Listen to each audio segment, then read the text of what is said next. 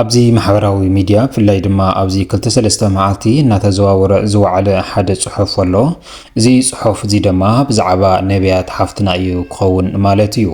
ነቢያት ሓፍትና ቅድሚ ሕዚ ዝተፈላለየ ጸገም ከም ዝበጽሓ ማለት እውን በቲ ዘይትደልዮ ሰብ ከም ዝተደፈረት ብሱእ ድማ ብዘይድላያ ከም ዝተመርዐወት መፈራርሒ ቪድዮ ሒዙ እውን ህይወታ እናባላሸያ ከም ዝተቐመጠ ተነጊሩ ነይሩ። እዚ ኣመልኪቱ ድማ በተን ጉዳይ ደቂ ኣንስትዮ ብዝገበርኦ ሓገዝ እዚ ሰብ እዚ ናብ ሕጊ ንኸምርሕ እዩ ተገይሩ ነይሩ። ብሕጊ ከም ዝተኣሰረ እውን ተገይሩ ነይሩ። ነገር ግን ሎሚ ብዛዕባ እታ ወላዲታ እውን ሓድሽ ነገር እንዳተሰምዐ እዩ ዘሎ።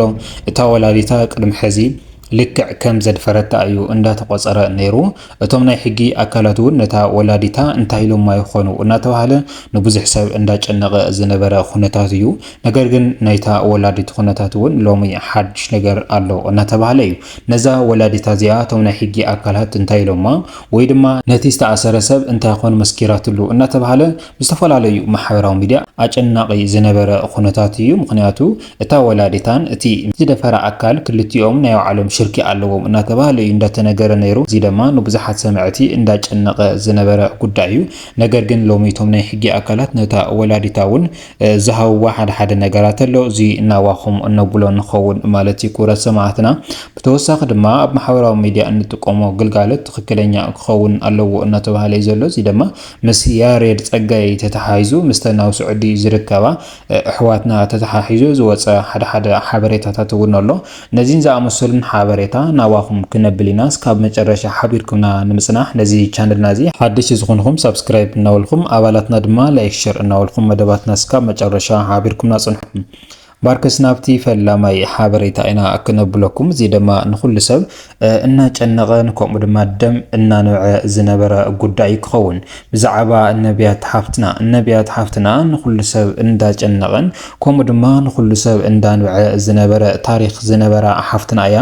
እዛ ሓፍትና እዚኣ ንወለደይ ክሕግዝ ኢላ ናብ ከተማ ኣብ ዝወፀትሉ እዋን ኣብቲ ከተማ ኸይዳ ዘጋጠማ ድማ በማሕበራዊ ሚድያ እንዳተነገረ ነይሩ እዩ። ማለት እውን ናብቲ መስርሒ አካል ምስኸደ ድሕሪ ካብታኣቲ ድሕሪ ክልተ ሰሙን እቲ መስርሒ ተዋሂሉ ዝፍለጥ ሰብ ነተን ናብኡ ዝነበራ ሰራሕተኛ ካብቲ ገዛ እዩ ከውፅእን ክኢሉ ንኣ ድማ ብዝተፈላለዩ ሕማቅ ተግባራት እዩ ክፍፅም ክኢሉ እዚ ድማ እግራ ናብ ኣልጋ ኣሲሩ ዝተፈላለየ ካሜራ እናቐረፀ ህይወታ ከም ዘባላሸያ ከም ዝደፈራ እውን ኣብ ማሕበራዊ ሚድያ ንኩሉ ሰብ እናንውዐ ብጣዕሚ መሕዘኒ ዝነበረ ፈጻመ ወንድ እንዳተነገረ ነይሩ። እዚ ነገር እዚ ድማ ዝሓፍትና እዚ ጸገም እዚ በጽሒን ኢላ ናብ ገዛኣ ኣብ ዝኸደትሉ እዋን እውን ኣብቲ ገዛ እውን ጽቡቕ ኣይጸንሓን። ማለት እውን እቲ ዝደፈረ አካል ናብቶም ቤተሰብ ቀዲሙ ብምኻድዩ ነቶም ወለዳ ቅርሺ ክህቦም ክኢሉ ባርከስ ብቅርሺ ተሸይጣ እናተባሃለት እውን ነይራያ እዛ ሓፍትና እዚኣ ብፍላይ ድማ እተን ኣብ ስዑዲ ዝነበራ ኣሕዋታ እውን ይጣልቃ ኣለዎን እንዳተባሃለ ነይሩ እዩ። እዚ ክኸውን ዝኸኣለ ድማ ናብታ ወላዲታ ኣብ ዝኸደትሉ እዋን ሰሚዕናየ ኢና እቲ ዝተፈጸመ ፍጻመ ደፊርክ ክኾን ይኽእል እዩ። ነገር ግን ድማ ሓዳር ክትገብር ዘለክ ሙሱእ ኢኸ በማለት ኣስካሕካሒ ብዝኾነ ዘረባታት እዮም ተዛሪቦማ። ብፍላይ ድማ እታ ወላዲታ እሞ ድማ ካብ ወላዲት እዚ ዘረባ እዚ ክትጽበዮ ዘይትኽእል እዛ ሓፍትና እዚኣ ተመሊሳ እያ ናብቲ ዝደፈረ አካል ኸይዳ። ምክንያቱ ኣብቲ ግዜ ንሱ ቆልዓያ ነይራ ኣብ ደገ ወፅያ ወይ ድማ ናብ ካሊእ ወፅያ እውን ክትሰርሕ ኣይትኽእልን ናብቲ ዝደፈረ አካል እያ ተመሊሳት እያ። ባርከስ እዚ ሕማቅ ተግባር ዝፍጽም ወዲ ድማ ተግባራቱ እንዳቐጸለ ይኸይዱ። ኩሉ ሕማቅ ተግባራቱ ድማ ኩሉ ግዜ ብቪድዮ ዝተሓገዘ ማለት እውን ካሜራ ወሊዑ ክሊእ ሕማቅ ነገራት ይገብር ከም ዝነበረ ብተወሳኺ ድማ ዘይፍለይ ዝተፈላለዩ መድሓኒት እናስተየ እዛ ሓፍትና እዚኣ ወይ ድማ ነቢያት ህይወታ ስሒታ ንክትሓድር ሓደ ግዜ ድማ ጥራሕ ነብሳ እትረክበሉ ኩነታት እውን ነይሩ። ብዝሕዝን መልክዑ ኣብቲ ማሕበራዊ ሚድያ ዝተናገረቶ እንትኾኑ ብጣዕሚ ንኩሉ ሰብ እንዳጨነቀን ከምኡ ድማ ደም እናንውዐ ዝነበረ ፍጻመ እዩ ኣብዛ ሓፍትና እዚኣ ፈጺሙ። ባርከስ ድሕሪ ግዜ ድማ ናብቲ ናይ ሕጊ አካላት እያ ክተምርሕ ክኢላ እቶም ናይ ሕጊ አካላት እውን ቅርሺ ተቐቢሎም ጉቦ ብዝብል ማለት እዩ ነዛ ሓፍትና እዚኣ ተመሪዑ ክኢኺ ወይ ድማ ሓዳር ጌርኺ ኢኺ ስለዚ ድማ ኣብ መንጎ ክልተ ሓዳራት ክንኣቲ ኣይንኽእልን ብዝብል ዒባራ ዝኾነ ምክንያት ናይዛ ሓፍትና እዚኣ ሕማቅ ዝኾነ ህይወት ክቅጽል እዩ ክኢሉ ማለት እዩ። ባርከስ እዛ ሓፍትና እዚኣ ዘይተደለየ ፅንሲ ፀኒሳ ዘይተደለየ ውልዲ እያ ክትወልድ ክኢላ ድሕሪ ምውላዳ ድማ ነገር ኸይርዋ ማለት እውን ተዘይትፈትዮ ተዘይትድፈር ነርኺ ካብኡ ኣይትወልድ ነርኺ ብዝብል ሕማቕ ኣዘራርባ እዮም እዛ ሓፍትና እዚኣ ዳግማይ ፅዕንቶ ክፈጥርላ ክኢሎም። ነገር ግን እዛ ሓፍትና እዚኣ ዓዊላ ዝተናገረትሉ ነተን ኣብ ስዑዲ ዝነብራ ኣሕዋታ እዩ። እተን ኣብ ስዑዲ ዝነብራ ኣሕዋታ እውን እቲ ዝደፍራ ዘሎ ኣካል ብዝተፈላለየ ዘረባታት እናዓየነ ማለት እውን ገዛ ክገዝአለን ክሽጠለን ጀሚሩ ስለ ዝነበረ ፍላይ ድማ እቲ ገዛውቲ ብስሙ ስለ ዝነበረ እቲ ዘረባ ድማ ክሰምዓ ፈቃደኛታት ኣይነበራን። እዚ ድማ ካብ ገዛና ንስእን ንኣኺን ስምሳኣን ሕሸና ብዝብል ኣዘራርባ እየን ፍርዲ ፈሪደን ኣላ። እዛ ሓፍትና እዚኣ ግን ኩሉ ነገር ሓሚቕዋ ድሓር ናብ ማሕበራዊ ሚድያ ኣብ ዝወፀትሉ እዋን ድማ ንብዙሕ ሰብ ኣገራሚ ዛዕባ ጉዳይ እዩ ነይሩ። ማለት እውን ከምዚ ዓይነት ጭከና ኣለ ድዩ እሞ ድማ ወላዲትካ ልዕሊ መሬት እናሃለወት ኣሕዋትካ እውን ልዕሊ መሬት እናሃለዉ ከምዚ ዓይነት ተፈጥሮ ከምዚ ዓይነት ፀገም ከጋጥም የውልን እናተባሃለ ብኩሉ ሰብ ተኣጊዱን ከምኡ ድማ ንኩሉ ሰብ ኣገሪሙ ዝነበረ ፍጻሜ እዩ። ድሓር ድማ በተን ጉዳይ ደቂ ኣንስትዮ ተሓጊዛ እውን እናተባሃለት ነይራ። በተን እሰን ዝገበርኦ ሓገዝ ድማ እቲ ዝደፈረ ኣካል ናብ ሕጊ ከም ዝቐረበ እውን እንዳተነገረ ነይሩ። ናብ ሕጊ ምስ ተቐረበ ግን ዝተፈላለዩ ሓበሬታታት ብፍላይ ድማ ካብታ ወላዲታን ኣይገበሮን ዝዓይነቱ ናብቲ ናይ ሕጊ ኣካላት እንዳተዛረበት ነይራ እያ።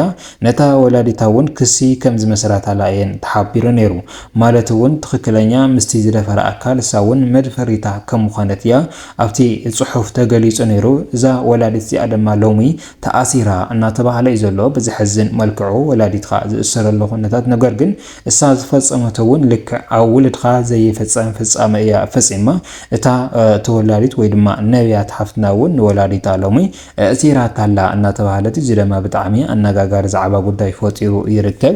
ብፍላይ ድማ እተን ኣብ ስዑዲ ዝነበራ ኣሕዋታ እውን ናይ ባዕለን ማሕበራዊ ሚድያ ከፊተን እቲ ነቢያት ትብሎ ዝነበረት ካብ ሓቂ ዝረሓቐ እዩ እዚ ዓይነቱ ዘረባታት እየን እንዳተዛረባ ዝርከባ ማለት እዩ። ነቢያት ከምኡ ኣይተገበረትን ፈቲዋ ዝገበረቶ እዩ ኩሉ ነገር ብኣና ዝተፈጠረ ፅዕንቶ የለን ንሕና እውን ገዛና እዩ እምበር ብገዛ ወይ ብቅርሺ ዝሸወጥናያ ነገር የብልናን እናበላይን ዝርከባ እዘን ኣብ ስዑዲ ዝርከባ ኣሕዋትና እቲ ሓቂ ኣብ መን እዩ ንዝብል ግን ብሕጊ ተተሓይዙ ይርከብ ማለት እዩ። እቲ ካልኣይ ሓበሬታና ክኾን ዝኽእል ድማ ብዛዕባ ኣብ ማሕበራዊ ሚድያ እንጥቀሞ ኣጠቃቅማ እዩ ክኸውን። ኣብ ማሕበራዊ ሚድያ እንጥቀሞ ኣጠቃቅማ ብሄር ዘርኢ ከምኡ ድማ ሂዩማኒቲ ዘይነክእ መልክዑ ክኸውን ኣለዎ እናተባሃለ እዩ። ነዚ ኣብነት ዝተገበረ ድማ ብዛዕባ ያሬድ ሓውና እዩ። ያሬድ ሓውና ትሪኦ ኣለኹም ሳብስክራይቡ ካብ 50 ናብ 46 ወሪዱ ኣሎ። እዚ ዝገበረኦ ድማ እተን ኣብ ስዑዲ ዝርከባ ኣሕዋትና እየን። እዚ ድማ ብተግባር እዩ እናተባሃለ እዩ ዝግለጽ ዘሎ። ምክንያቱ እሱ ኣብ ሓደ ቪድዮ ነተን ኣብ ስዑዲ ዝነብራ ኣሕዋትና ማለት እውን ኣሕዋትና ወለድና ክሓልፈሎም ኢለን እንዝኸዳ ዝፀረፈሉ ኩነታት ነይሩ። እሰን ድማ ተሓባቢረን ሎሚ ሳብስክራይበን ከልዕላ እየን ገይረን ዘለዋ። እዚ ድማ ልክዕ እዩ።